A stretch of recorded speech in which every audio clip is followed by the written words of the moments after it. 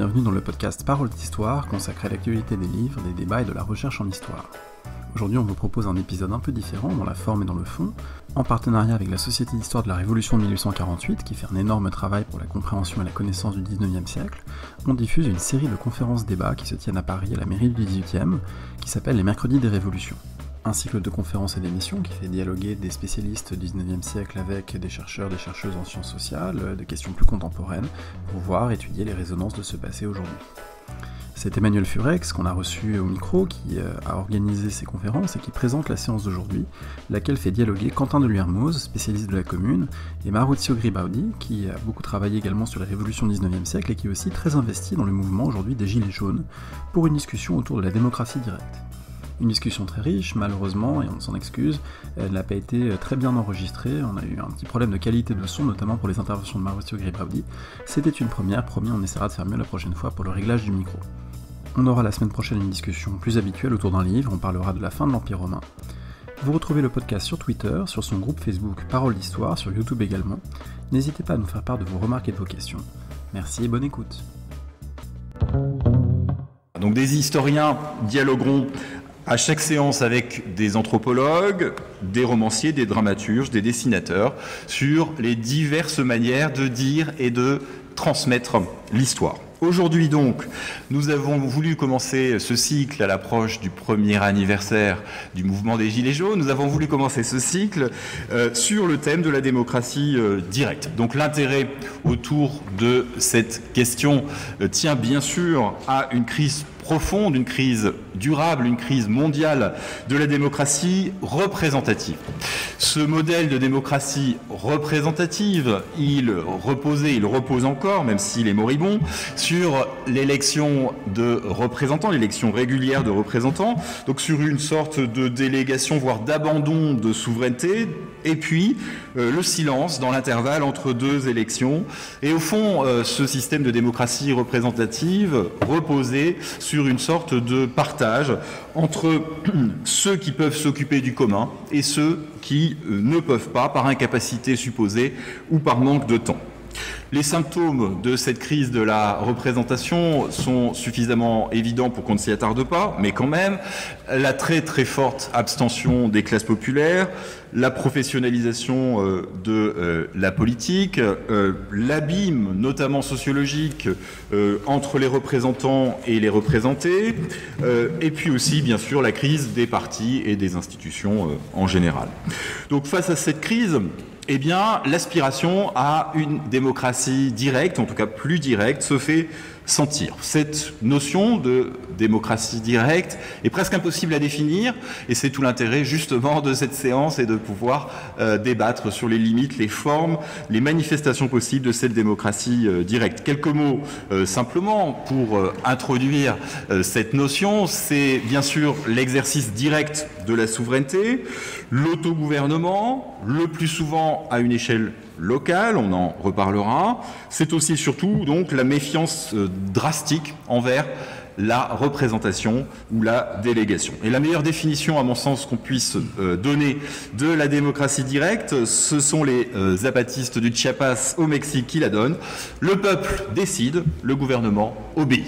Alors, sans doute, cette démocratie directe doit-elle être distinguée d'autres formes proches, mais pas exactement identique de démocratie. Je pense bien sûr à ce qu'il est coutume d'appeler depuis plusieurs décennies la fameuse démocratie participative, souvent réduite à de simples dispositifs techniques, à des mini-publics déjà spécialisés, conscientisés, etc., peu représentatifs, et qui, au final, ne produisent que des changements modestes, si l'on pense par exemple au budget participatif. Une autre forme de démocratie plus inclusive, on va dire, c'est la démocratie dite délibérative, qui est fondée sur les échanges entre citoyens pour accompagner un processus de décision, souvent appuyé sur la technique du tirage au sort. Quoi qu'il en soit, la démocratie directe, qui va nous intéresser ce soir, elle renvoie à une histoire longue, et en particulier à une histoire révolutionnaire, en tension constante avec le concept de représentation. Dès la Révolution française, des pratiques de démocratie directe ont vu le jour, en particulier dans les sections de sans-culottes parisiens, donc cherchant à contrôler les mandataires, cherchant aussi à discuter de la loi, éventuellement de la sanctionner, et entrant ainsi en concurrence avec le gouvernement représentatif, avec le pouvoir législatif et le pouvoir exécutif. Puis, le XIXe siècle, dans son ensemble, est travaillé par un conflit, plus qu'une tension, un conflit entre ce qu'on a appelé la liberté des modernes, à la suite de Benjamin Constant, et puis, d'autre part, l'aspiration à l'autogouvernement. La liberté des modernes, telle que l'a pensé Benjamin Constant, c'est une délégation de souveraineté à une minorité de représentants en échange d'une sorte de bonheur privé, de bonheur individuel. Tandis que de l'autre côté, l'aspiration à l'autogouvernement du peuple par lui-même s'est manifestée à chacune des révolutions qui ont jalonné ce siècle, et plus particulièrement en 1848 et en 1871. Et j'arrive enfin à notre objet du jour, c'est-à-dire une sorte de dialogue entre deux terrains d'expérience de la démocratie directe, l'un dans le passé, l'autre au présent. Le premier, ce sera donc la Commune de 1871, comme champ d'expérience de la démocratie directe. Et puis le second, beaucoup plus proche de nous, c'est celui donc du mouvement des Gilets jaunes. Pas seulement parce que, au cours même du mouvement des Gilets jaunes, des références à la Commune ont vu le jour. Je pense par exemple à ce slogan « Vive la Commune » qu'on a retrouvé sur des graffitis notamment, mais aussi parce que dans ce choc entre ces deux expériences, il y a sans doute matière, en tout cas je l'espère, à penser collectivement. Et pour cela, donc, nous avons le plaisir d'accueillir aujourd'hui donc nos deux invités. D'une part, Quentin Deluermoz à ma droite, donc enseignant-chercheur à l'université Paris 13, spécialiste du XIXe siècle, spécialiste en particulier de la Commune, auteur d'un ouvrage il y a quelques années devenu désormais presque un classique, Le crépuscule des révolutions, et qui va sortir dans les prochains mois, tu me corriges si je me trompe de titre, un ouvrage sur la Commune, une traversée des mondes au XIXe siècle. Et puis, à ma gauche, Maurizio Gribaudi, donc directeur d'études à l'École des hautes études en sciences sociales, historien des mondes ouvriers, auteur en particulier d'un ouvrage très important, Paris, ville ouvrière, une histoire occultée, paru en 2014. Et par ailleurs, et c'est à ce titre qu'il va nous parler aujourd'hui, pas seulement, mais aussi à ce titre, comme acteur et comme observateur du mouvement des Gilets jaunes, y compris jusque dans ces tout derniers jours. Alors, le dialogue va s'organiser autour d'une série de questions que je vais poser donc à nos deux invités successivement. Et on va commencer par une vision un peu panoramique de ce que peut être la démocratie directe, c'est-à-dire comment concrètement peut-on exercer une souveraineté directe, c'est-à-dire s'assembler, c'est-à-dire occuper un espace, c'est-à-dire discuter, c'est-à-dire éventuellement faire la loi, sanctionner la loi, révoquer les élus, s'insurger, voire prendre les armes. Donc dans cette gamme de possibles, qu'est-ce qui relève le plus de la démocratie directe? Quels sont les mots aussi que choisissent les acteurs du passé et du présent pour désigner cette expérience? Est-ce que le terme de démocratie directe est très présent en 1871 et aujourd'hui?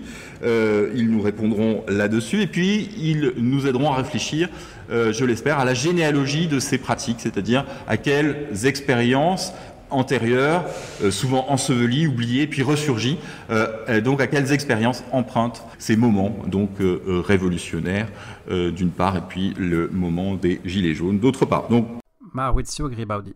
Je suis absolument en culte par rapport à tout ce qui est le moment des Gilets jaunes, qui est un moment tellement compliqué, tellement large, qu'il est vraiment difficile de dire quelque chose de concret à l'intérieur de ce qui se passe. Donc, j'ai accepté d'être témoin, parce que c'est vrai que depuis le début, je me suis senti gilet jaune moi-même. Bon, après, je pourrais vous l'expliquer mieux, mais dès le mois de novembre, avec une collègue qui est d'ailleurs dans la salle, Michel Rio-Sarcé, on a voulu accompagner ce mouvement en organisant des débats pour essayer de comprendre qu'est-ce que c'était réellement. Et à partir de janvier, je me suis dit, il faut faire un coming out avec des collègues de l'école de hautes études. On a dit, bon, ben, il faut qu'on dise que nous, on se sent gilets jaunes.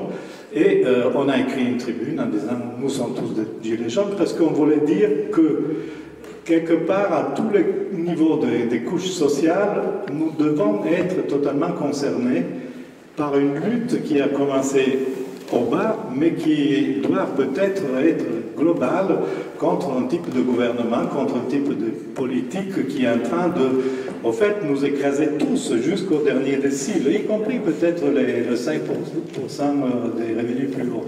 Parce que finalement, c'est le bien commun qui sont en train d'être pillés avec ce gouvernement, après d'autres gouvernements, il est vrai. Mais voilà, donc c'est ça que je voulais vous dire.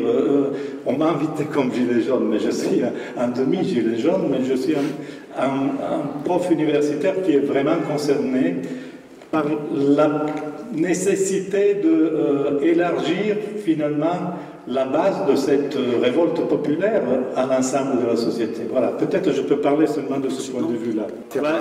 Sur la première question qui était posée par Emmanuel, et c'est justement presque impossible de répondre, d'après moi, parce que c'est un mouvement qui est en train de bouger, qu'il est né, comme vous savez tous.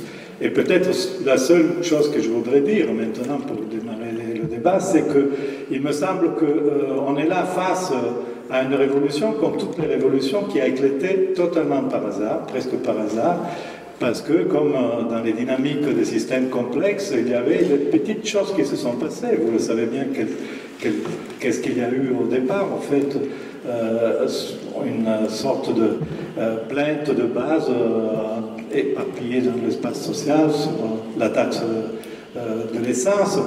Mais comme souvent, comme ça s'est passé en 1789, 1830, 1848, 71 et ainsi de suite, en 17 encore, cette petite chose est devenue quelque chose qui a désoxé totalement la stabilité d'un système, finalement. Et il y a eu une explosion. Donc c'est ça qui me semble, qui a provoqué la naissance de ce mouvement. Et c'est ça qui a provoqué aussi la naissance de la question, effectivement, de la démocratie locale. Je pense que, bien sûr, les plaintes ont commencé à partir du problème de l'essence, mais tout de suite, les formes du mouvement, les formes qui a pris le mouvement, ont presque inévitablement provoqué la question de la démocratie directe. Et peut-être ce qu'on pourrait dire déjà, c'est ça, c'est-à-dire le fait que c'est un mouvement qui est né avec une emprise nationale dès le départ, a impliqué deux choses importantes, d'après moi, qui le différencient peut-être de toutes les autres révolutions jusqu'à maintenant. D'une part, qu'il s'est développé à partir de souches locales, et que donc, tout en étant national, tout en étant lié à ce type d'identification qui est parti avec le gilet jaune, il est marqué par des différences locales. C'est un peu comme quand on a un terreau et on met des mêmes plantes plantées sur un terreau de campagne, un autre qui est à côté de la mer, un autre encore qui est sur la montagne. La plante et les racines sont les mêmes, mais elles se développent d'une façon différente selon l'espace local. Et je pense que c'est la première chose qui caractérise ce mouvement. Et la deuxième chose est par contre le fait que le mouvement est né en réponse à une taxe carbone et avec l'idée de bloquer les routes, en fait. Donc, avec l'idée de couper de points de communication. Et en occupant de points de communication, donc il y a eu tout ce qui a été le développement de ronds-points, que vous connaissez bien, et il y a eu aussi la nécessité de discuter, de se retrouver les uns avec les autres. Je pense que c'est ça qui a aussi déclenché l'élément de base, qui était effectivement une possibilité de prendre la parole localement, une possibilité de se reconnaître à travers l'espace local avec des gens qui habitaient côte à côte, mais qu'on n'avait jamais croisé, en fait. Donc ça, c'est le deuxième élément qui me semble important dans la construction d'une pratique de la démocratie qui naît avant même de pouvoir la penser comme une démocratie qu'on construit, je pense. Et peut-être c'est ça aussi une différence avec d'autres mouvements. Moi, j'ai bien étudié ce qui a été la révolution de 48, qui, elle, se prépare aussi avec les paroles de la démocratie pendant 20, 30 ans, en fait, à travers différents moments d'explosion sociale, etc. Il me semble par contre que la nature de cette demande de démocratie locale et le fait qu'elle a très vite pris en emprunt l'image de RIC, c'est aussi né de cette explosion qui a eu lieu à niveau local avec une diversification très espacée finalement, et à partir du fait que les gens se sont parlés les uns avec les autres. Alors, il faudrait effectivement avoir des données très très larges sur ce qui a été dans chaque espace, et peut-être ces données on les aura seulement quand on aura tous les retours de différents groupes qui travaillent, mais ce qui me semble intéressant, c'est que là aussi, il y a eu quelque chose que beaucoup d'interviews et même beaucoup de rapports directs qu'on peut avoir avec les gens ont reporté, c'est-à-dire le fait qu'à partir du fait qu'on se retrouvait à côté du village où on travaille, où on est né, ou bien où on dort tout simplement, à côté d'autres personnes qui sont du même village, qui travaillent comme vous, mais qu'on n'avait jamais fréquenté et qu'on est obligé de parler avec eux pour se coordonner, il y a quelque chose qui s'est passé de l'ordre de l'identification les uns avec les autres, qui a été très importante. Alors, beaucoup de gilets jaunes de base, je parle toujours de gilets jaunes de base, vous diront qu'ils ont découvert pour la première fois dans leur vie qu'ils n'étaient pas des marginaux uniques et isolés, mais ils étaient comme les autres, et qu'au fait, ils souffraient une situation parce que c'était une situation sociale, en fait, ce n'était pas une situation individuelle. Et ça, c'est le troisième élément, d'après moi, qui construit le tissu de celle qui devient après une demande de démocratie locale, peut-être.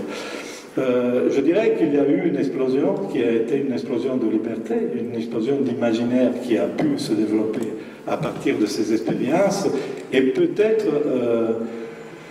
c'est une hypothèse, mais je pense qu'elle est très proche de ce qui se passait. C'est vraiment là que, finalement, l'idée de pouvoir construire une parole à partir de la base a commencé à se diffuser, finalement. Alors, il y a un deuxième problème que peut-être on pourra discuter plus avant, c'est qu'à partir de ce moment, il y a une sorte d'explosion que vous avez bien connue, qui a touché toute la France, mais il y a aussi eu un problème qui est lié à toutes les révolutions. Quand il y a une révolution, c'est quelque chose qui ouvre toute une série de possibles dans la tête des gens, et il y a des moments qui sont toujours les mêmes, en 1789 comme en 48, 71, je pense qu'on en parlera plus longuement. C'est des moments dans lesquels il y a l'explosion des possibles. Il y a des moments dans lesquels on imagine ce qui peut être le futur, et on l'imagine dans des milliards de manières différentes. Alors, je pense qu'il y a eu, dans le moment de Gilets jaunes, un moment qui a duré peut-être 2, 3 mois, pas plus, dans lequel, concrètement, les gens ont essayé de manière de travailler et discuter ensemble. Alors, ils ont inventé, par exemple, des formes de discussion qui étaient totalement inédites. Par exemple, chez les Gilets jaunes, une partie des ronds-points ont décidé qu'il ne fallait pas avoir des discussions dans lesquelles il y avait une seule personne ou une seule question qui était gagnante, mais qu'il fallait avoir la possibilité de voter pour des choses et laisser la possibilité de penser que même une position qui avait été minoritaire doit rester dans le temps et dans l'air pour pouvoir garantir la possibilité de revenir. Je ne sais pas si vous voyez la différence avec le type de structure des décisions traditionnelles. Donc, ça n'a pas resté, mais c'est pour vous dire qu'il y a un moment dans lequel, finalement, il n'y a pas un passé, et je ne pense pas qu'il y avait au début de ce mouvement, quelque part, des discours qui étaient structurés sur la démocratie locale, mais c'est un moment qui vient après, au fait, quand des militants d'autres organisations, des savants, si vous voulez, des collègues à nous qui peut-être ont étudié effectivement la question de la démocratie dans les théories politiques, commencent à porter des paroles, etc., etc., que là, il y a une sorte de diversification. À mes yeux, c'est là un moment très difficile, et c'est là aussi un moment critique. Puis je vais laisser la parole parce que je me rends compte de m'attarder un peu trop, mais je voudrais rajouter que peut-être, de mon point de vue, ce qui a été important dans le fait qu'on a essayé, par exemple, avec d'autres collègues, de créer un groupe de Gilets jaunes, et qu'on voulait aussi essayer de ne pas prendre la parole, finalement. Parce que l'autre chose qui a été dérangeante, à mes yeux, en fait, c'est qu'à partir du mois de novembre, il y a eu pratiquement chaque semaine au moins 3 ou 4 articles, 3 ou 4 textes savants qui essayaient d'interpréter ce mouvement, et qu'au fait, il était en train de le tuer, ou quelque part de le étrangler en partie. Alors ça, peut-être, je ne sais pas si ça fera partie de la discussion, mais je pense que c'est toujours le problème dans les révolutions, en fait, en 48, comme en 71, etc. Il y a cette tension entre une base qui est à plein dans ce qui est en train de bouger, dans la chair de l'histoire, finalement, et une sorte de pluie d'idées, de structuration qui propose de penser sur quelque chose qui est encore chaud et qui voudrait avoir la liberté d'être encore plus ouvert.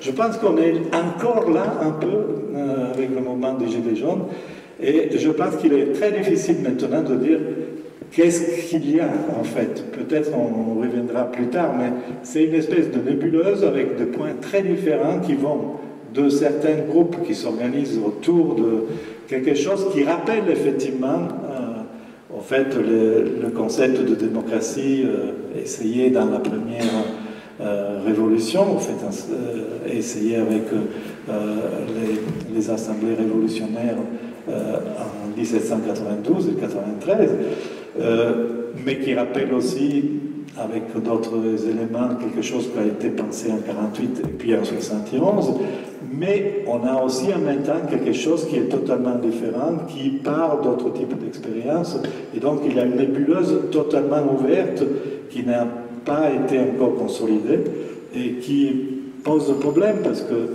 évidemment, à chaque fois qu'on la lit d'une manière, quelque part on met à se taire une autre chose.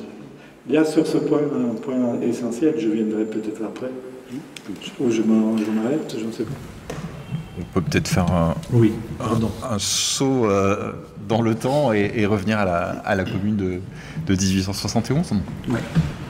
Bien, merci Emmanuel pour l'invitation. Merci à vous tous d'être là aussi nombreux. Je suis très content de venir discuter avec vous. Et je pense que c'est la bonne façon de procéder. Il vaut mieux partir du présent, faire le saut dans ce sens-là qui correspond mieux à l'esprit, à mon avis, de cet échange. Alors, moi, ce que je vais faire, c'est que je vais simplement vous donner des petits bouts de ce que je crois comprendre de la commune, parce que la mauvaise nouvelle pour toi, c'est que la commune a eu lieu il y a 150 ans, on a toujours du mal à l'interpréter correctement. Le mouvement continue de déborder toutes les formes de théorisation qui ont été élaborées au fil du temps. Donc, je vais simplement vous donner des éléments de réponse aux questions d'Emmanuel. Et la discussion se fera ensuite, mais vous allez voir que les croisements vont se faire quasiment naturellement. Alors je vais répondre aux deux questions, l'exercice de ces formes de souveraineté populaire et leur généalogie. En faisant rapidement, tu m'interromps si je suis trop long, mais normalement je vais essayer d'être à peu près court. Ce qu'il faut bien comprendre, c'est dans le cadre de la commune, qu'il y a une expérience révolutionnaire qui dure 3 mois, de mars à mai 1871.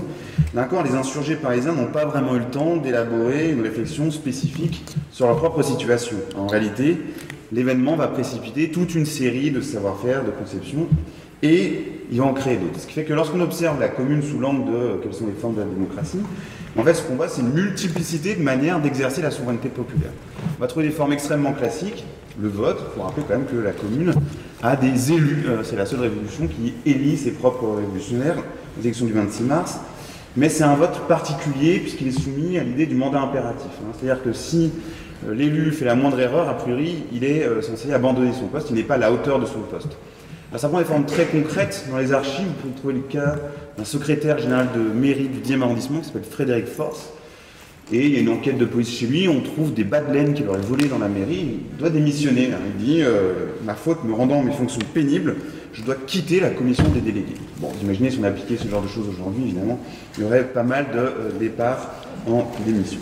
Alors le principe du mandat impératif, c'est qu'il n'y a pas de suspension en réalité, comme dans le système de démocratie représentative.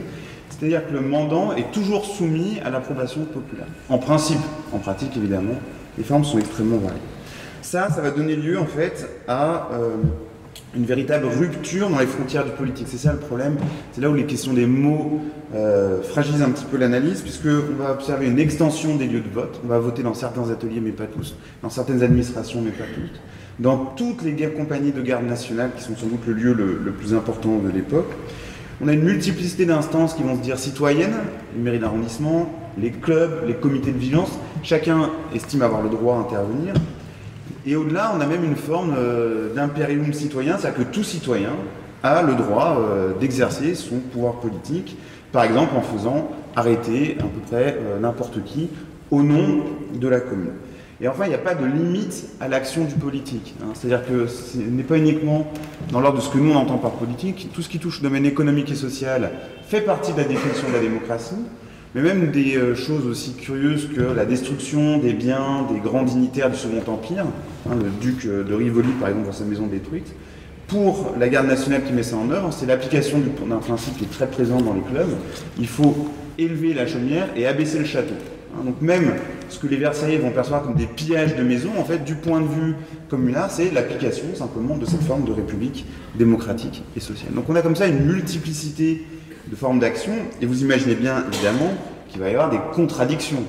Par exemple, dans le 16e arrondissement, qui est un arrondissement plutôt bourgeois, les gens vont élire une commission municipale bourgeoise, et elle va s'opposer aux décisions de la commune au nom du vote auquel elle a eu droit. C'est-à-dire qu'on a une confrontation permanente en réalité des légitimités.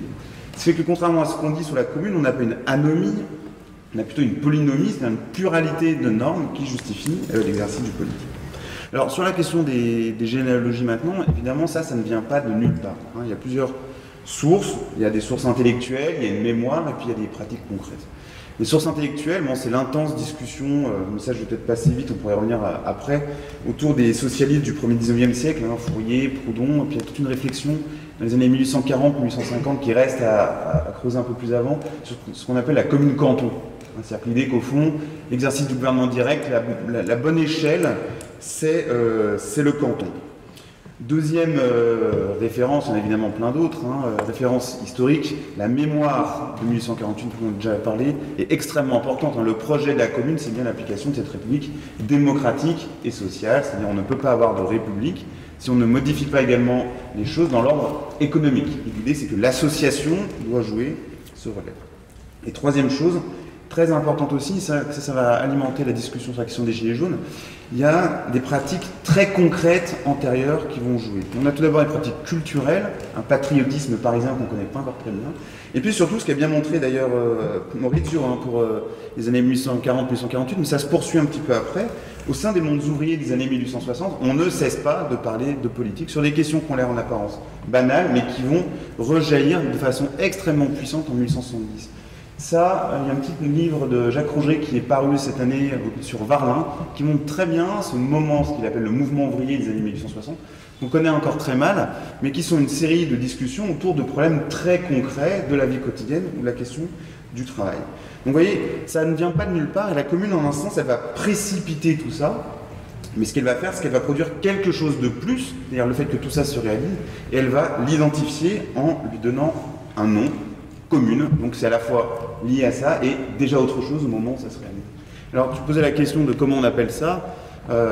Les communards parisiens reprennent le langage du 19e siècle, ils appellent ça la démocratie vraie. Une démocratie fausse, qui est celle qui fonctionne par délégation. La démocratie vraie, c'est celle qui s'exerce immédiatement, concrètement, à hauteur d'homme. Il faut que les choses soient tangibles et visibles. Merci Quentin, parfaite transition avec cette notion de visibilité, puisque on va changer justement un peu d'échelle et s'intéresser aux individus qui participent à ces mouvements, et en particulier à une fraction d'entre eux, c'est-à-dire ceux qui jusque-là totalement invisibles font irruption sur la scène publique, deviennent visibles, deviennent plus ou moins audibles. Et la question que j'aurais envie de vous poser, c'est d'une part quels groupes sociaux sont concernés, d'après vous, dans les deux cas, et puis comment accède-t-il à cette visibilité, et surtout comment accède-t-il à une forme d'égalité, et notamment dans la prise de parole. Ça a déjà été un tout petit peu évoqué avec Maurizio, mais on pourrait peut-être y revenir. Donc comment renverser l'invisibilité et comment faire advenir une forme d'égalité dans la démocratie directe. Donc, même ordre de prise de parole ou pas, comme vous voulez.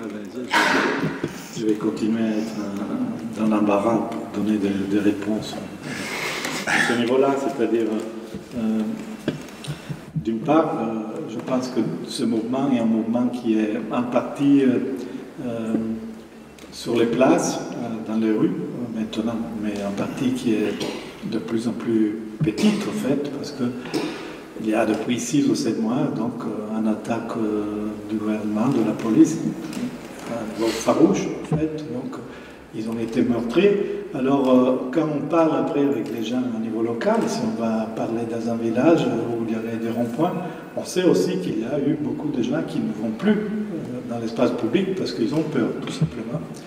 Mais il y a aussi un effilochement réel du mouvement. Donc, déjà, il y a quelque chose qui est de l'ordre d'une diversification qui s'est faite et que maintenant, disons, implique le fait que sur l'espace public, dans les ronds-points qui sont de moins en moins nombreux d'ailleurs, parce qu'on les casse, on les enlève tout le temps en fait, il y a seulement les personnes qui sont un peu plus au bout du rouleau en fait, qui sont aussi concernées jusqu'au bout et qui ont été touchées en fait par cette évolution. Je disais tout à l'heure qu'il y a eu vraiment une sorte de découverte individuelle. Je pense qu'il faut parler aussi de but, vraiment un changement comme dans les chrysalides, dans la tête des gens, qui ont participé à la première phase du mouvement et qui fait si que c'est effectivement impossible maintenant de parler de droite ou de gauche, des gens qui viennent de la droite ou de la gauche, mais c'est des gens qui ont tout simplement fait l'expérience de Gilets jaunes.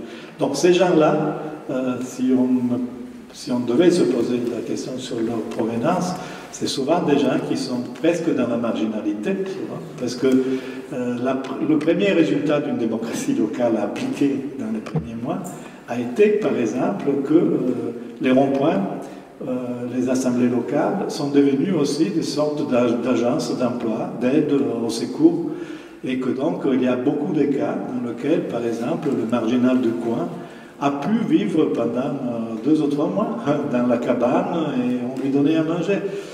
Il y a 2 cas, par exemple, dans l'Oise, que j'ai connu moi-même, c'est-à-dire dans lequel les ronds-points ont trouvé un travail à ceux qui étaient en chômage depuis longtemps.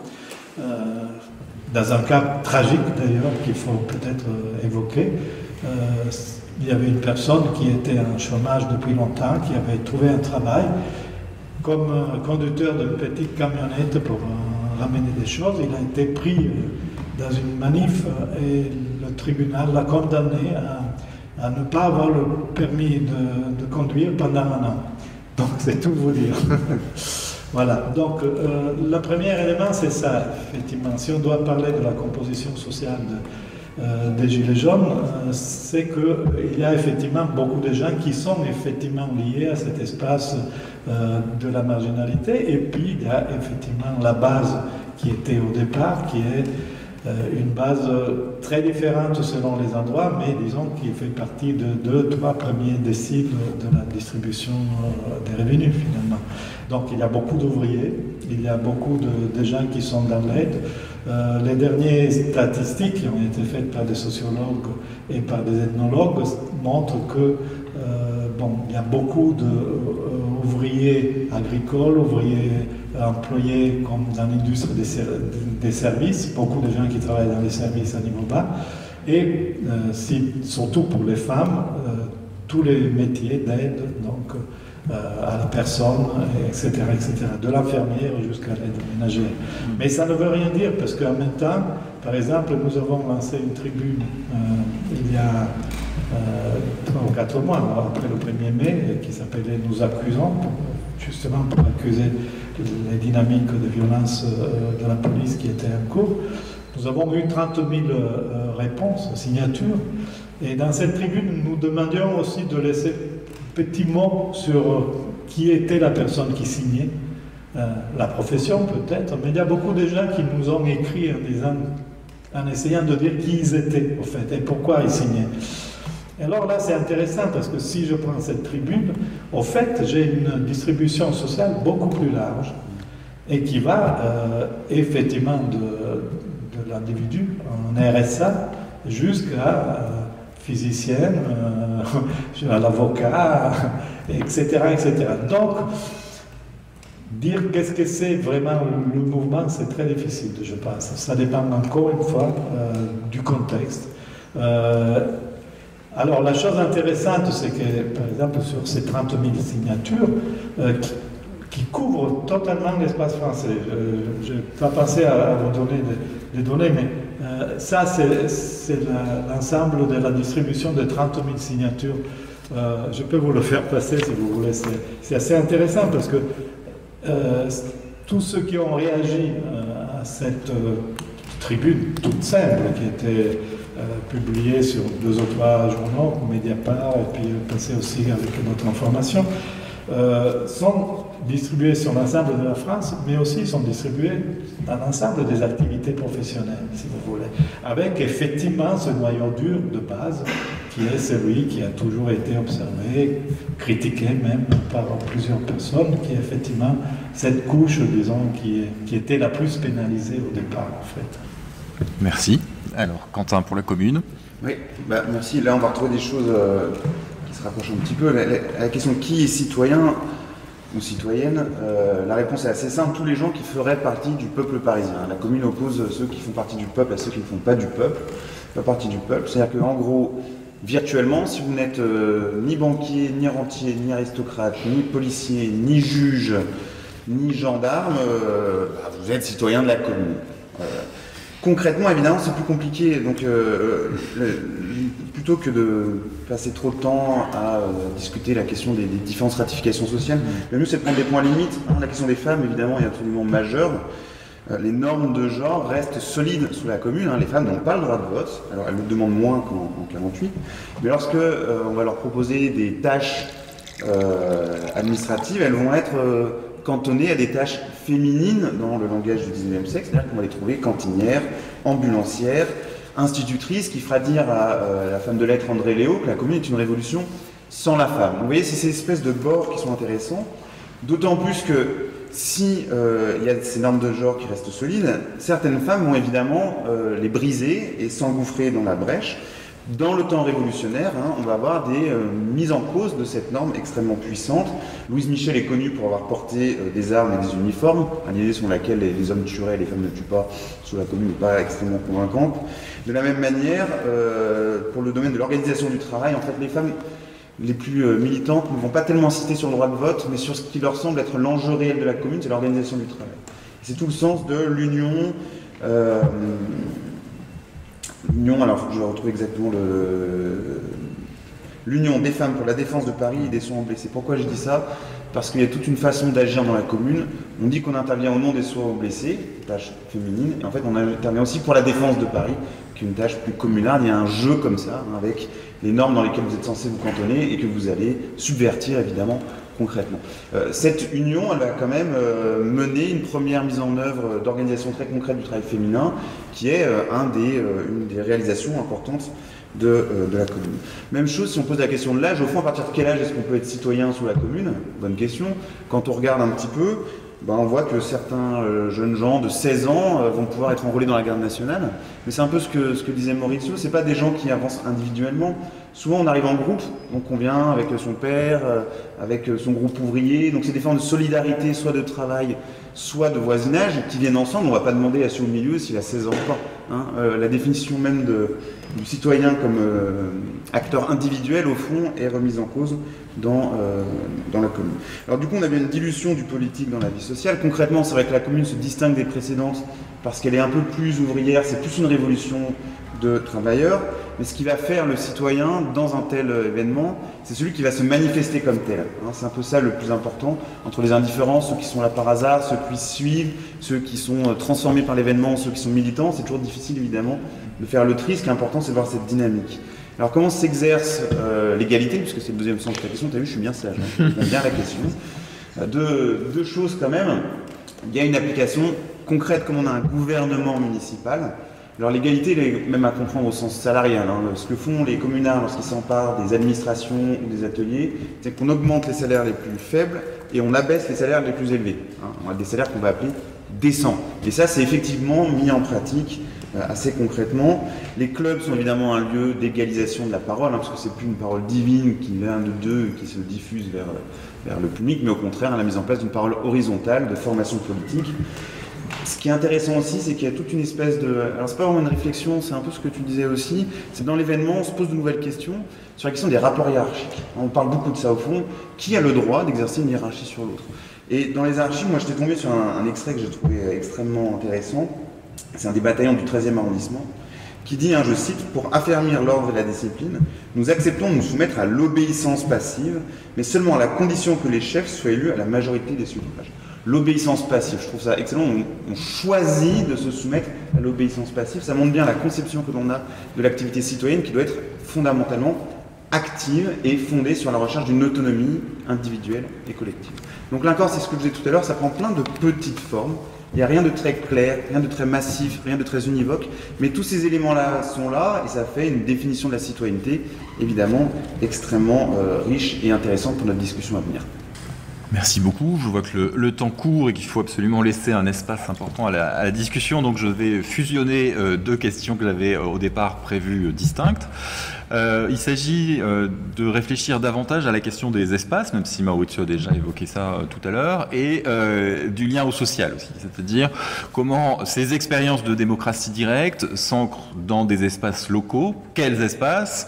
Le quartier, la commune, dans quel lieu aussi plus ou moins symbolique, l'église pour les clubs de 1871, peut-être les ronds-points pour le mouvement des Gilets jaunes, et comment connecter ces différents espaces autour d'une fédération, de réseaux, etc., etc., puisque une des limites souvent assignées à la démocratie directe, c'est justement de ne pas d'être capable de franchir ces frontières du local. Et puis, les deux sont liés, puisque l'espace, c'est aussi un tissu relationnel, c'est des relations d'amitié parfois naissantes, de travail et de voisinage. Eh bien, comment le politique et le social se fusionnent en quelque sorte dans l'expérience de la démocratie directe, et comment cette fusion s'opère-t-elle? C'est-à-dire comment pour ces citoyens qui s'expriment, c'est aussi l'occasion de peser des mots sur leurs propres expériences sociales, d'émettre évidemment des revendications, c'est une évidence, hein, mais d'émettre des revendications qui lie de manière intrinsèque le social et le politique. J'ai bien conscience de l'immensité de la question, mais Maurizio va malgré tout faire un effort. Je vais faire un effort, oui. C'est-à-dire, peut-être il faut que je revienne quand même à ce que j'ai déjà dit, c'est-à-dire là on est face avec les Gilets jaunes à un mouvement qui est national et qui est sur l'ensemble des territoires. Et donc on est aussi face à un mouvement qui est enraciné dans des contextes différents. Donc les formes effectivement au départ sont très liées au rond-point, je l'ai dit, mais elles se sont diffusées. Maintenant, par exemple, dans les métropoles, il y a beaucoup de groupes de gilets jaunes qui n'ont pas un rond-point, en fait, qui ont essayé d'avoir des ronds-points, mais qui ne les ont pas trouvés. Par exemple, à Paris, il y a les groupes de Belleville qui ont essayé de construire 2 fois des ronds-points qui ont été détruits. Il y a le groupe de Paris Sud qui a trouvé comme seul rond-point le parc qui est à côté de la cité universitaire, donc ils font des pique-niques. Mais en fait, c'est une autre structuration. Donc il y a une différence très importante, encore une fois, disons que le contexte local me semble avoir pris, au fur et à mesure du temps, beaucoup plus d'importance. Alors, moi je dirais que dans les grandes villes, Lyon, Marseille, Bordeaux, Paris, au fait, il y a des formes d'organisation qui passent à travers les structures traditionnelles. Par exemple, à Paris, la bourse de travail est devenue vraiment le point dans lequel on se retrouve avec plusieurs groupes de gilets jaunes et on s'organise. Et là, il y a effectivement des liens qui se tissent aussi avec des formes anciennes, voilà, qui reviennent finalement. Et qui se marquent. Là encore, avec une tension, par exemple, les gilets jaunes de la périphérie, les gilets jaunes de Pantin, de Paris-Nord, ne participent pas de la même manière, et donc il y a aussi des formes différentes qui se forment dans la banlieue. Si on va prendre les ronds-points de Saint-Brice, qui sont très actifs, ceux par exemple, de l'Oise ou de Val d'Oise, là, c'est vraiment des enracinements locaux qui se reforment. Si on va par contre à côté de Dijon, en fait, j'ai discuté il y a une semaine avec des gilets jaunes qui sortent de l'espace local dans la campagne, là, on a vraiment la structure locale ancienne, c'est-à-dire des groupes très masculins, en fait, qui étaient les groupes de chasseurs, finalement, qui se sont reproduits avec des rapports aussi hiérarchiques avec les hommes et les femmes. Donc, c'est très compliqué. Par contre, dans d'autres espaces qui sont peut-être pas par hasard, d'ailleurs, plus ceux des anciens bassins miniers, ou par exemple Saint-Nazaire, etc. Alors là, c'est l'assemblée, effectivement, des assemblées, qui a commencé à se développer et qui prend le dessus. Donc, quelque part, j'ai l'impression, mais là, vraiment, c'est une impression, encore une fois, je dénonce mon ignorance face à cet énorme espace qui est encore en mouvement. Mon impression est que petit à petit, il y a des espèces d'îlots qui sont en train de se coaguler et qui ont des formes différentes. Par exemple, maintenant, dans cet espace de la démocratie, il y a l'Assemblée des assemblées, je ne sais pas si vous en avez entendu parler, qui a commencé à coaguler des pratiques. En fait, l'Assemblée des assemblées est faite la première forme d'organisation un peu structurée qui a eu lieu de démocratie locale, qui a été entamée et commencé à Commercy.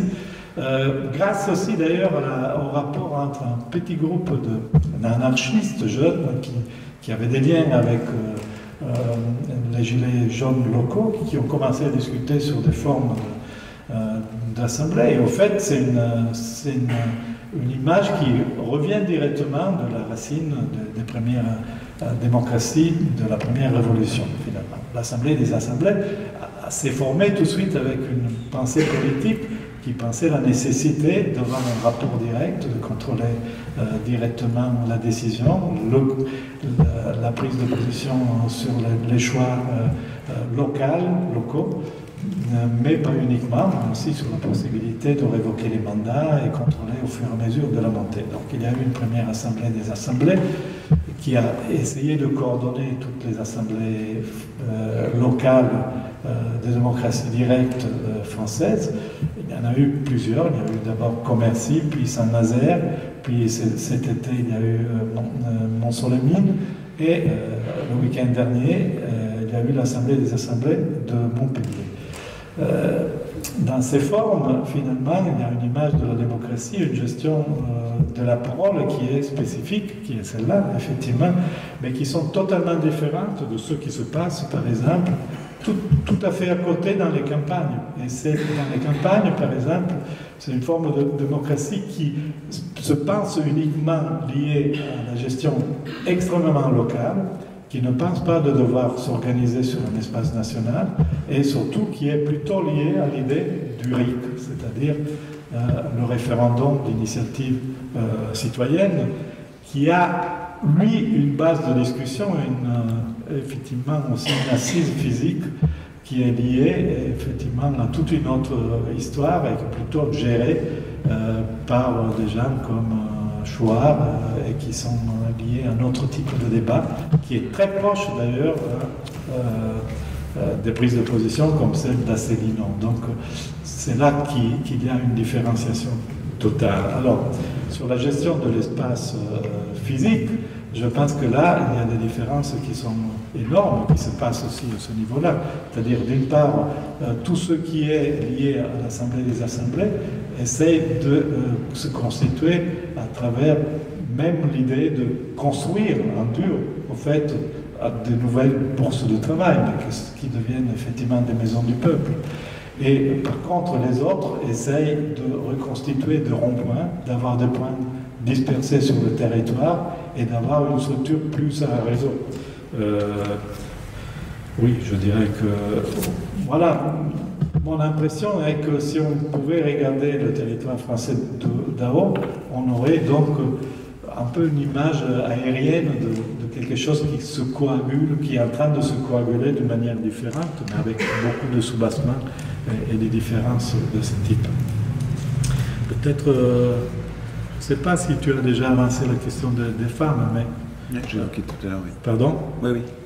Oui, mais l'autre aspect très important dans ce mouvement, à tous les niveaux et dans toutes les pratiques différentes, c'est le rôle de femme. Ça, tout le monde l'a dit, mais il faut le rappeler. Je pense que, d'une part, vraiment, elle compose souvent plus que le 50% des groupes des Gilets jaunes. Et surtout, sont elles qui gèrent presque quotidiennement la plupart des activités. Merci. Alors, du coup, je vais me limiter à un seul aspect de ces très nombreuses questions. Vous aurez compris sur la question de la distinction entre le social et le politique que la définition communaire de la République implique une remise en cause de ces partages social, économique, politique, comme si c'était des domaines qui étaient séparés les uns des autres. Dans leur vision de la démocratie, au contraire, c'est des domaines qui sont fondamentalement imbriqués. Mais je ne développe pas. Je vais insister sur la question de l'horizon. En fait, quel est l'horizon de la commune, ce qui est un autre aspect de ta question. Dans le texte qu'on considère comme étant celui de définition de la commune de Paris, qui date du 19 avril, on a les éléments d'autodéfinition de la commune par elle-même, l'intervention permanente des citoyens dans les affaires communales, universaliser le pouvoir et la propriété. Et il y a quand même une pensée de ce qui n'est pas à Paris. Alors, un des défauts, entre guillemets, de la commune, ce qui le fait reprocher après, c'est d'oublier quand même le monde rural qui concentre l'essentiel de la population. Mais il y a quand même l'idée que la commune a la vocation à se diffuser. Je cite le texte du 19 avril. L'autonomie absolue de donc la commune demande l'autonomie absolue de la commune étendue à toutes les localités de la France. En fait, l'idée qui est précisée par d'autres penseurs, c'est que l'ennemi, c'est le centralisme. En fait, le centralisme, c'est ce qui tue toutes les initiatives. Et il faut en fait changer non pas le pouvoir, mais la nature du pouvoir. Et la commune sert à ça. Le rôle de la commune, dans leur esprit, c'est de favoriser l'exercice démocratique de l'autonomie. Et ensuite, ces communes ont vocation à se multiplier par leur libre choix. C'est un des thèmes clés, c'est cette idée de libre volonté, libre association. On n'impose rien, les gens vont simplement, par leur libre choix, dans l'exercice des communes. Alors la question, c'est jusqu'où est-ce que ça peut aller ? Il y a beaucoup de débats là-dessus. Il y a beaucoup d'appels à la République universelle pendant la Commune de Paris, mais en réalité, l'horizon, quand on lit les affiches, reste bien souvent la France. L'idée, c'est quand même d'assurer l'unité de la France. Il y a quelques petits changements. Chez quelqu'un comme Pierre Denis, par exemple, l'idée, c'est que potentiellement, elle pourrait se diffuser à l'échelle de l'Europe. Et puis, il dit aussi, au fond, je cite, les véritables États républicains, comme les Provinces-Unies, la Suisse, les États-Unis de l'Amérique du Nord et toutes les républiques américaines, étaient toutes organisées d'après le modèle fédératif. C'est-à-dire que chez certains acteurs, il y a quand même la conscience que la commune participe d'un grand moment de réflexion sur le fédéralisme qui effectivement court à une échelle qu'on va dire au moins atlantique. Je terminerai juste sur une micro-question, c'est l'attention à la politique locale est-elle strictement locale ? Avec un exemple, l'un de ceux qui va diffuser l'idée de la commune à Mexico, c'est un tailleur grec qui s'appelle Plotino Rodacanati, un ancien révolutionnaire de 1848. Ce qui est intéressant quand même, c'est que lorsqu'il arrive au Mexique en 1861, pour lui, il voit un lien entre les idées de Fourier et de Proudhon et l'organisation communale indigène. Et lorsque la commune va se diffuser, il va dire, en fait, le Mexique est un terreau particulièrement adapté parce qu'il y a déjà une généalogie locale de ce qu'on va appeler le communalisme indigène. Et c'est vrai que la commune va avoir un certain impact au Mexique. Du coup, la question, la démocratie locale est-elle spécifiquement européenne ou non, je la laisse ouverte à la discussion qui suivra. Dernière salve de questions, elle porte plus sur, je dirais, l'expérience sensible de ces mouvements de démocratie directe. Comment ces mouvements expérimentent-ils une forme de fraternité? Comment constituent-ils ou non une multitude? Et comment cette fraternité s'accompagne-t-elle en même temps de conflictualité, puisqu'on sait que la conflictualité est essentielle au principe même de la démocratie? Et comment cette conflictualité conduit-elle ou non à l'épuisement d'un mouvement démocratique? Alors, j'ai bien conscience que dans le cas du mouvement des Gilets jaunes, qui est un mouvement en cours, on ne peut répondre à une telle question, mais voilà, quelques orientations et peut-être commencer avec la commune pour changer. Oui, et après, Maurizio terminera. Tu brises tous les codes d'un coup. Je voulais évoquer un petit peu la question des temporalités sous la commune, hein, le rapport au temps, mais je vais passer on pourra en parler après, cette question du possible, de la confrontation entre le temps de l'urgence et le temps du possible. Mais je vais m'arrêter sur un des éléments que tu as évoqué, la question de comment est-ce qu'on peut instituer le peuple, est-ce qu'il n'y a pas un risque d'épuisement? Ce qui est intéressant dans le cas de la commune, au fond, c'est qu'on a des institutions qui vise à maintenir les énergies vivantes. C'est un espace, vous l'aurez compris, de conflits, de discussions, de débats permanents, mais assemblées, bataillons et clubs servent d'une part à exprimer la souveraineté populaire en acte, mais ils fonctionnent aussi comme des rituels émotionnels. C'est-à-dire c'est des lieux où vous allez constamment recharger en quelque sorte l'énergie, la dynamique révolutionnaire. Et ça, c'est un processus hérité, on pourrait y revenir éventuellement dans un instant. La deuxième chose qui va maintenir un petit peu cette idée d'institution, parce que le problème c'est comment instituer ce qui refuse l'institution. C'est comme ça le projet. C'est le mot commune, hein, qui est surchargé de sens et qui permet de donner une identité et une expérience qui se définit elle-même comme multiple. Donc si vous prenez ces différents mécanismes, le nom commune et la dynamique globale, vous comprenez bien qu'on a un mouvement révolutionnaire en train de se faire, auquel il faut, je pense, lui conserver sa marge d'incertitude. Ce qui me permet de mettre à la concision du propos deux petites, de micro-remarques. Tout d'abord, en fait, la commune va servir ensuite de modèle, comme vous le savez, en 1917, mais surtout de contre-modèle. Hein. Pour Lénine ou Trotsky, au fond, les communs étaient trop gentils, ils n'étaient pas assez sérieux, et ce caractère incertain, ce refus de l'institution, va être utilisé pour justifier une nouvelle direction révolutionnaire, cette fameuse révolution censée être scientifique, rationnelle, dirigée par une avant-garde. Tout ça est largement théorisé par Lénine lui-même, hein, dans des textes comme La maladie infantile du communisme, le gauchisme, paru en 1901. Donc il y a un moment révolutionnaire 1830-1880, hein, avec une certaine forme de pratique démocratique qui est interrompue en 17, ce qui fait qu'on a affaire à une histoire absolument non linéaire du moment révolutionnaire. Et ça m'amène aux Gilets jaunes, du coup, parce qu'on voit bien qu'il y a à la fois un lien et un décalage. C'est une discussion que j'avais eue avec Jérôme Bachet. Et il me disait, donc je lui restitue sa réflexion, puisque c'est la sienne, mais je trouve qu'elle est intéressante. Au fond, la commune, ce qui se passe, de tout ce que je viens de raconter, c'est qu'il y a un arrière-plan très puissant, il y a des sociabilités très puissantes qui soutiennent en fait le mouvement. Si elle est aussi forte, c'est qu'elle s'appuie sur une expérience, mais aussi sur des pratiques concrètes antérieures. On n'a pas ça avec les Gilets jaunes. En fait, avec les Gilets jaunes, on a un mouvement qui produit lui-même ces sociabilités entre des individus qui auparavant étaient plutôt désolidarisés les uns des autres. Et je crois que c'est entre cet écart-là, hein, que la discussion entre passé et présent aussi peut être assez intéressante. Du coup, vous noterez la transition, je m'adapte au présent. Oui, non, je pense que tu as bien touché la question. C'est ce que j'ai essayé de dire dès le départ, c'est-à-dire, on est vraiment face à deux formes de mouvements totalement différentes, c'est-à-dire, et très proches dans leur moment de départ, l'éclatement en fait, mais après, je pense que là on est encore dans quelque chose qui est en train de bouger. On ne sait pas où on va terminer d'ailleurs. On verra qu'est-ce qui se passe le 17 novembre, qui est le moment de l'anniversaire de début du mouvement. Le mouvement est en train de préparer beaucoup de choses parallèlement. Mais alors, j'ai entendu seulement les 3 derniers mots du Premier ministre, mais aujourd'hui, il a fait une déclaration qui était, si j'ai bien compris, très très violente. Je me suis dit, zut, ils sont en train de préparer une grosse provocation pour essayer de pousser effectivement jusqu'au bout le mouvement et le casser définitivement, tenter de le casser définitivement au mois de novembre. C'est peut-être ce qui va se passer. On verra bien. Mais évidemment, la différence est que la commune a eu une histoire concentrée, très forte, et ne s'est pas épuisée cette histoire, sauf dans le sang, finalement.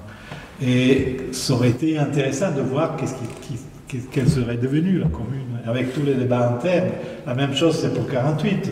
48, à ses débuts, était exactement la même chose, parce que quand on lit les témoignages des premiers jours, en février, après la victoire, quelque part, toute la ville était en effervescence. C'est vraiment ce qui se passait aussi dans les premiers mois de cette sorte d'éclatement. Donc, pour revenir donc à la fraternité, ça c'était quelque chose qui était très fort et qu'on le voyait tous les jours en fait. Ça. Et les gens ont vraiment vécu ça d'une manière directe et forte. C'est-à-dire ça a été un moment d'amour collectif, si je peux dire comme ça. Et nous avons tous été touchés par ça. Au moins tous ceux qui ont participé au moins en partie. Ça c'est resté. Je n'ai pas tout vu, mais encore, samedi dernier, j'étais à Montpellier, dans l'Assemblée des Assemblées. Ce qui m'a à nouveau, encore une fois, touché, c'est que quand tu arrives, tu es comme si tu étais avec des frères et des sœurs, c'est-à-dire tu parles avec une immédiateté, avec les gens de base. Mais ce que je disais tout à l'heure à Quentin, quand même, c'est que, Emmanuel surtout, je crois, en même temps, tu vois déjà que dans cet espace, il y avait 600-700 personnes qui étaient déléguées de toute la France.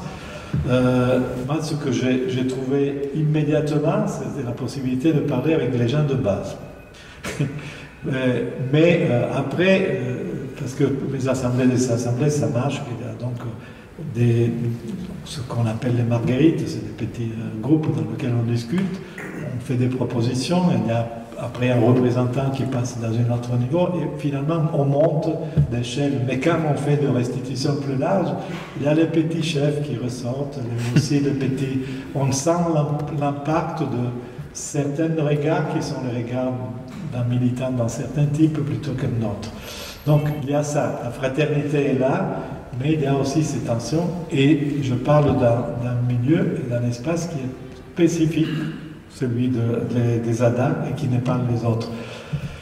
J'étais la semaine dernière, par contre, aussi dans une réunion d'ethnologues de l'école des hautes études, mais qui travaillent sur le nord de la France, c'est-à-dire donc à Hénin-Beaumont, à Lens, et dans toute la zone à côté. Eux, ils racontaient quelque chose exactement de la même chose, c'est-à-dire à niveau local, là, il n'y a pas l'Assemblée des assemblées, mais il y a des ronds-points qui sont encore vivants, même à Hénin-Beaumont en fait. Et là-bas, par exemple, il y a vraiment encore ce rapport direct de fraternité, aussi parce qu'ils sont très peu restés désormais. Parenthèse, la dame qui vit là depuis un an, en fait, qui fait vraiment une enquête au jour le jour, se plaignait du fait que Mediapart avait osé faire un article dans lequel dénigrait tout l'espace de Lens et Hénin-Beaumont en disant c'est tous des fascistes, finalement, pour aller vite, pas comme dans notre ville, dans laquelle il y a l'Assemblée des assemblées, pour aller vite. Il disait, c'est quelque chose que les gens du rond-point de base ont trouvé comme vraiment injurieux, et ils se sont plaints du fait que ce monsieur, donc après j'ai téléchargé l'article, est resté 3 jours dans la région, et après il est rentré à Paris pour faire un article dans lequel il opposait justement 2 groupes dont il n'avait pas beaucoup de renseignements finalement. Donc la réponse était locale, très forte aussi, à partir de ces miennes finalement. Je me suis perdu à nouveau, excusez-moi, mais ce que je voulais dire, c'est effectivement que dans ce qu'on voit encore, et dans ce qu'on voit surtout à niveau de base, c'est vraiment ça qui est resté du moment, et c'est vraiment ça qui est l'élément à mes yeux plus important, c'est-à-dire le fait d'avoir redonné une forme de sociabilité vivante à plein de morceaux de l'espace et du tissu social. L'autre chose que j'ai souvent entendu, on m'a dit partout, en fait, bon, c'est amusant, en fait. Presque personne ne regarde plus la télé traditionnelle, c'est-à-dire les infos, c'est terminé, tout le monde le sait, etc.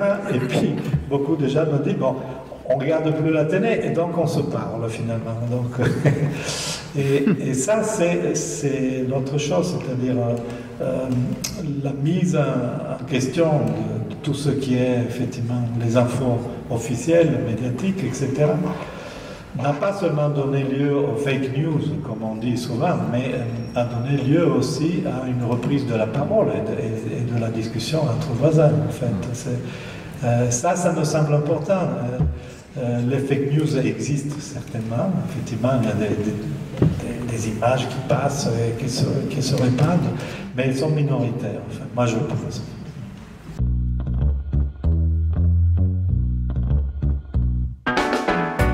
Merci de nous avoir écoutés. Rendez-vous sur le site www.paroledhistoire.fr pour toutes les informations sur le podcast, pour vous abonner, écouter ou télécharger les autres émissions.